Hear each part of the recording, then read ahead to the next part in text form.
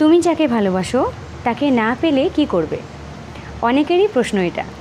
জানো বন্ধু, ভালোবাসা হলো এমন একটি মায়া, যে মায়ায় মানুষ একবার জড়িয়ে পড়লে সেখান থেকে সহজেই মুক্ত হতে পারে না।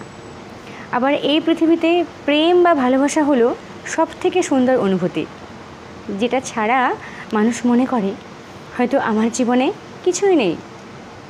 তাহলে বোঝো, তুমি একটি মানুষকে পছন্দ করো, খুব ভালোবাসো, তুমি তাকে কাছে পেতে চাও, কিন্তু সে যদি তোমাকে পছন্দ না করে, তোমাকে ভালো না বাসে, এটা কি তার দোষ?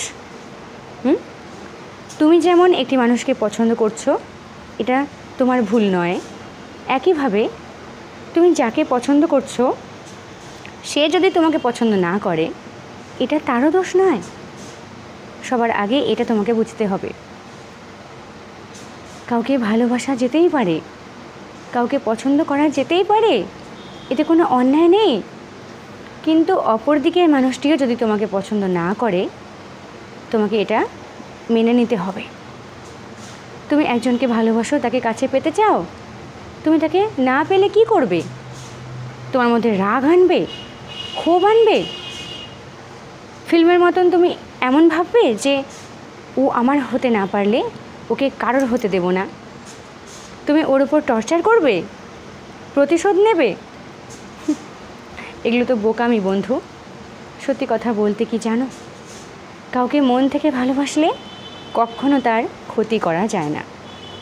কাউকে মন থেকে ভালোবাসলে কখনো তার খারাপ চাওয়া যায় না, এটা সম্ভব নয়।